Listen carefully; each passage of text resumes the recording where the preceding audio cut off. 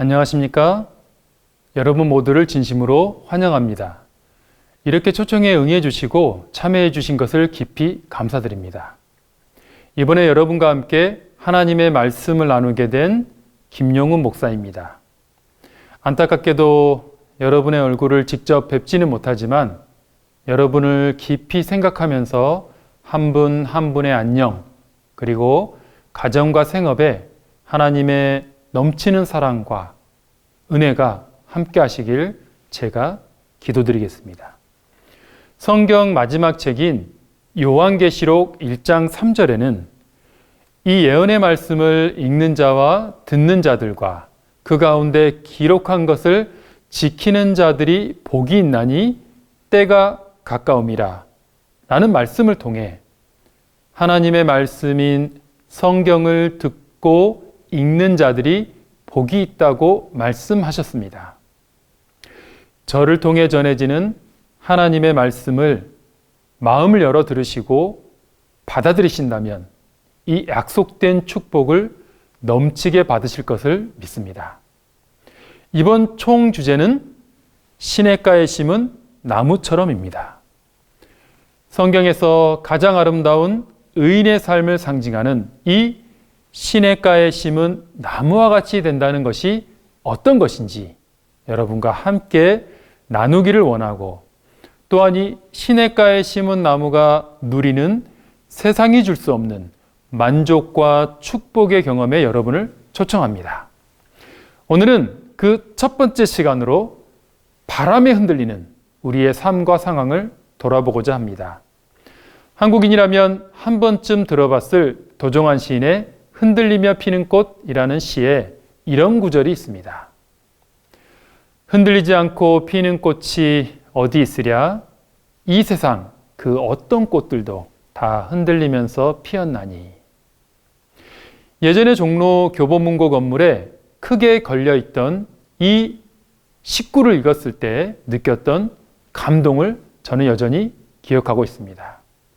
이 아름다운 시처럼 우리 모두의 삶도 살아가는 동안에 아무리 강한 바람이 불고 태풍이 불어 흔들려도 견디고 버티어 결국 아름다운 꽃을 피울 수 있다면 얼마나 좋을까요? 하지만 우리의 이 바람과는 다르게 이 사회에서, 우리의 주변에서 정말 귀하게 태어났는데 그 꽃도 제대로 피우지 못한 채 사라져간, 험한 바람에 힘들어하고 쓰러지고 때로는 뽑혀버린 안타까운 사람들의 모습을 너무나 많이 접하고 있으며, 그리고 매일 뉴스를 통해 보고 있습니다. 또 나의 일일 수도 있습니다. 지금 우리는, 또 나의 사랑하는 사람들은 어떤 바람에 흔들리고 있습니까? 그 바람이 너무 강하고 사방에서 매섭게 불어 우리를 위태하게 하고 있지는 않습니까? 그리고 과연 우리는 그 바람에 버티어내어 꽃을 피울 만큼 강한 뿌리가 있습니까? 어떻게 하든 그 나쁜 바람을 버티어내야 하는데, 여러분 또 우리의 인생의 뿌리는 어디에 내리고 있습니까? 종교를 믿는다는 것, 이 신앙을 가진다는 것은 어떤 특별한 믿음과 가치에 우리의 삶의 뿌리를 두는 것입니다. 그 믿음과 가치를 따라 살아가며 튼튼한 뿌리를 내려 또 시련의 바람을 이겨내는 그 모습을 통해서 이 주변 사람들에게 희망이 되는 종교인, 신앙인, 그런 사람들이 되어야 하는데, 안타깝게도 많은 종교인들조차도 잘못된 신앙의 뿌리를 내리고 있음을 부인할 수 없습니다. 제가 좀 가벼운 것으로 한 가지만 소개하겠습니다. 동남아, 특히 태국에 가면 이런 부처상을 많이 보게 됩니다. 모양도 다양하고 재료도 다양하고 크고 웅장하고 번쩍번쩍하고 한두 개가 아니라 어느 곳에나 지나치게 많이 만들어져 있는 것을 보면서 과연 부처님이 이런 것을 원하실까? 부처님이 가르침에 이게 맞는 걸까? 제 마음속에 이런 의문이 듭니다. 저도 어렸을 때부터 할머니를 따라 절에 많이 다녔는데요. 제가 비록 불교의 교리를 깊이는 모르지만 적어도 우리가 부처님에 대해서 또 그분의 가르침에 대해서 아는 게 있지 않습니까? 특히 가난하고 어려운 사람이 많이 보이는 동남아를 가면 이런 거대한 불상보다는 좀 고아원이나 도서관을 더 많이 지으면 좋지 않을까라는 생각이 저절로 듭니다. 여러분은 어떻게 생각하십니까? 또 이러한 거대 불상이 옛날 사람들이니까 미신을 좋아해서 만들었을 거다라고 생각하기 쉽지만 실은 현대 불교도 다르지 않습니다. 세계에서 가장 큰 불상인 중국 허난성에 있는 이 중원대불은 2018년에 완성되었습니다. 높이가 208m로 여의도 63빌딩보다 겨우 40m 낮습니다. 얼마나 큰지 여러분 짐작이 되시죠? 두 번째로 큰 130m의 미얀마의 이 부처상은 2008년에 완공되었습니다. 그리고 하나 더 소개해드리면 세 번째로 큰 불상은 경제적 선진국이라고 하는 일본 이바라키에 있습니다. 불상이 금으로 만들거나 크면 클수록 부처님이 더 위대하게 보이고 또 강력하게 느껴지고 그런가 봅니다. 물론 우리 인간의 본성상 그럴 수 있지만 잘못된 신앙의 방법임은 분명합니다. 부처님이 위대한 것은 그분의 가르침과 삶의 모본 때문임을 기억해야 합니다. 또 불교만 이런 것이 아닙니다. 제가 믿는 기독교도 마찬가지입니다. 브라질의 리우데자네이루 코르도바 산에 있는 이 거대 예수상, 누구나 아는 세계적 관광지입니다만 이 거대 예수상과 예수님의 가르침과는 아무 상관이 없는 것이지요. 그런데도 많은 기독교인들은 이런 곳을 찾고 방문하고 또 기도를 드리고 소원을 말하며 그들의 신앙을 의지하려고 하고 있습니다. 정말 예수님께서 이런 것을 바라실까? 그분의 가르침과 삶의 모본을 생각할 때 저는 당연히 아니라고 말할 수 있습니다. 현재 세계에서 제일 큰 예수의 상은 폴란드의 스위보드진이라고 하는 조그만 마을에 있습니다. 이게 왜 건축되었는가 하면 작은 마을이라 딱히 먹고 살 것이 없어서 큰 예수상이라도 세우면 관광객들이 좀 올 수 있지 않을까라는 것이었습니다. 예수상을 세우자는 목적이 되게 솔직하지요.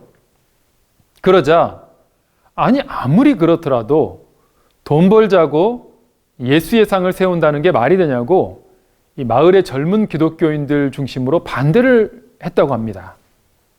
그러자 이 찬성하는 주도하는 마을 어른들이 꾀를 내었습니다. 그리고 이렇게 제안했습니다.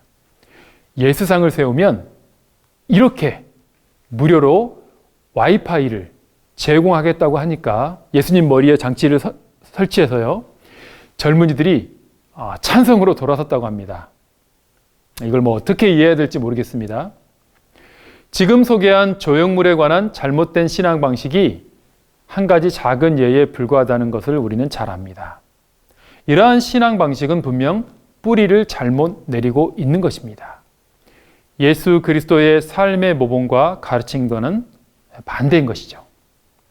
그래서 하나님을 믿는다고 해도 신의 존재와 능력을 믿는다고 해도 늘 바람에 위태한 것입니다. 위기와 유혹의 바람에 흔들리고 넘어지는 모습에 세상 사람들이 더 실망하는 것입니다. 이번에 한국 사회가 경험했듯이 코로나 사태에 어떤 종교인들처럼 잘못된 신앙에 강한 바람이 불어오니 부끄러운 본색이 드러나는 것입니다. 저도 기독교인의 한 사람으로서 부끄러웠고 무거운 책임감을 느끼고 있습니다. 정말 사회에 본이 되는 신앙인으로서 살기를 다짐해 봅니다. 신앙인이든 또 누구든 정말 귀한 사람이라면, 귀한 인생이라면 올바른 곳에 참된 가치의 삶의 뿌리를 두어야 할 것입니다. 어떻게 보면 어려울 때 친구가 참 친구이듯이 바람에 흔들릴 때 우리가 어떤 인생을 살고 있는지 알 수 있는 것입니다. 이제 여러분께 이번 말씀 집회의 주제 성경절인 시편 1편의 말씀을 소개합니다. 이곳에서는 성경이 말하는 너무나 단순하고 명확한 축복의 원리가 소개됩니다. 제가 읽겠습니다. 복 있는 사람은 악인의 꾀를 좇지 아니하며 죄인의 길에 서지 아니하며 오만한 자의 자리에 앉지 아니하고 오직 하나님의 율법을 즐거워하여 그 율법을 주야로 묵상하는 자로다. 저는 시냇가에 심은 나무가 시절을 쫓아 과실을 맺으며 그 잎사귀가 마르지 아니함 같으니 그 행사가 다 형통하리로다. 악인은 그렇지 않으며 오직 바람에 나는 겨와 같도다. 그러므로 악인이 심판을 견디지 못하며 죄인이 의인의 회중에 들지 못하리로다. 대저 의인의 길은 하나님께서 인정하시나 악인의 길은 망하리로다. 이 성경 말씀을 보면 악인의 삶, 복이 없는 사람의 삶은 바람에 나는 겨와 같다고 합니다. 자신의 삶의 뿌리를 내릴 참된 가치가 없으니 열매 없이 공중을 떠도는 겨와 같다는 것입니다.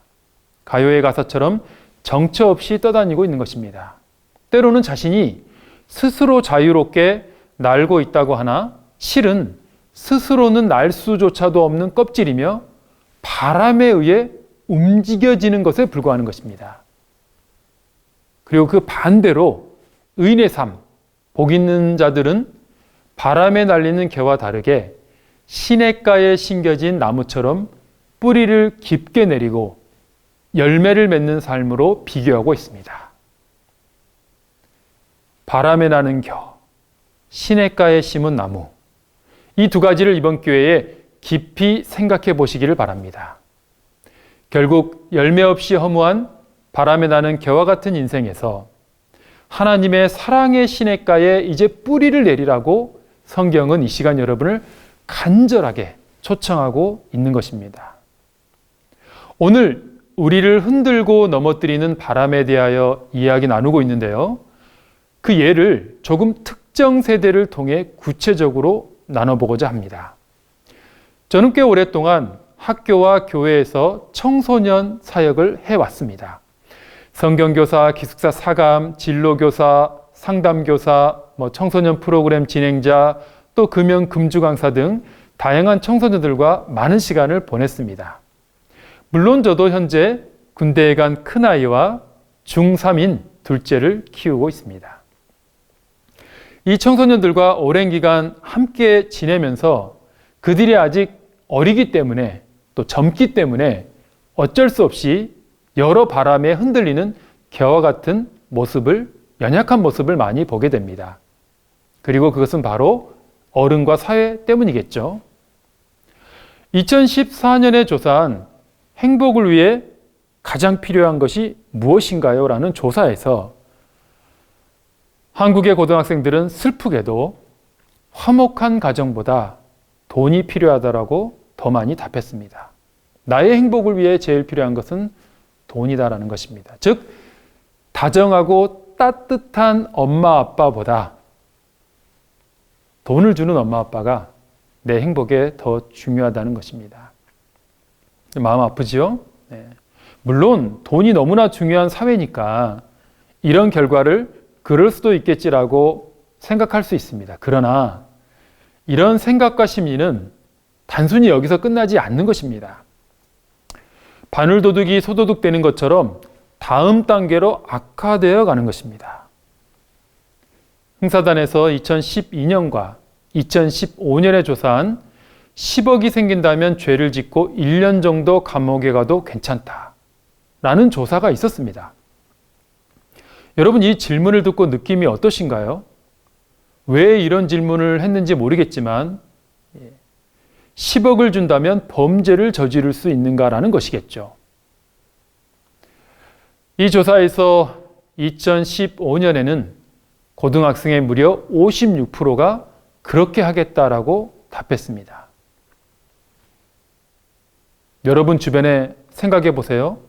고등학생 10명 중에 5명, 6명이 돈만 준다면 범죄도 저지를 수 있는 그런 심리를 가지고 있는 것입니다. 이것은 정말 무서운 일입니다. 아마 이것이 2015년 조사이니 6년이 지난 지금 2021년에는 어떻게 되었을까요? 안타깝게도 아마 더 많아졌을 것입니다. 무엇보다 가장 깨끗하고 정의로워야 할 고교 시절이라 더욱 안타까운 현실입니다. 무엇이 아름답고 가치 있고 의롭고 멋지고 보다 자신도 모르게 오염된 윤리관으로 살아가는 청소년들이 너무나 안타깝습니다. 이러한 오염된 정신들이 퍼져서인지 자랑스러운 대한민국의 부끄러운 모습 중에 하나가 바로 사기 사건이 세계 1위라는 것입니다. 모든 다른 나라는 이 범죄의 종류 중에 가장 간단한 범죄인 절도, 즉 훔치는 것이 1위입니다. 그러나 한국은 거의 유일하게 이 절도보다 사기가 더 많이 일어나는 나라입니다. 그리고 실제로 세계적으로도 사기 발생 사건이 1위입니다. 속는 사람이 바보다라는 말이 생길 정도로 정말 사기가 빈번하고 또 사기가 많이 일어나고 사기에 주의해야 되는 사회입니다. 다 돈을 노리는 것이죠. 네. 아마 여러분도 사기당한 경험이 있을 것입니다. 저도 벌써 자그만 거지만 중고거래 사기를 2번 당한 적이 있습니다. 1년에 국민 10만 명당 1200여 건의 사기를 당하고 있으니 이걸 다르게 계산해 보면 한국에 살아가면서 죽을 때까지 사기를 당할 확률이 거의 90%가 넘는다는 것입니다. 그리고 최근에는 20대, 즉 청년들에게 사기가 또 집중되고 있습니다. 제가 청소년 교육을 하면서 우리 청소년들을 바라보면 또 저의 자녀를 바라보면 이런 느낌이 들어요. 마치 하이에나에 둘러싸인 사슴과 같은 그런 느낌이 듭니다. 주변의 청소년들, 또 제 아들들 늘 걱정이 됩니다. 제가 지금 주로 청소년들을 이야기했지만 우리 모두가 나이가 들어갈수록 또 지켜야 할 사람이 많아질수록 또 가진 책임이 많아질수록 더 매섭고 예상치 못한 하이에나 같은 바람이 우리의 인생길을 흔들고 위협하고 있음을 경험하고 있을 것입니다. 그런 불어닥치는 여러 가지 시련과 재해와 질병과 위험의 바람을 우리가 또 어떻게 통제할 수도 없는 것을 압니다. 그래서 더욱 중요한 것이 어떤 바람에도 견딜 수 있는 튼튼한 뿌리를 바른 곳에 깊게 내리는 것이 중요합니다. 항구의 종이라는 찬양의 가사에서는 인생은 흉흉한 바다, 죄의 슬픔의 바람과 믿을 수 없는 구름이 늘 에워싸고 있다라고 표현했습니다. 우리의 마음을 잘 대변하고 있습니다. 오늘 우리가 우리의 가족과 함께 아름다운 바다 위를 항해하고 있어도 바로 내일이라도 예상치 못한 폭풍우 속에 들어갈 수 있는 것이 우리의 상태입니다. 그래서 우리는 두려움과 걱정을 완전히 떨쳐버리기가 어려운 것입니다. 오늘 좋은 일이 많아도 늘 왠지 모를 불안감을 마음 깊이 느끼고 살아가고 있습니다.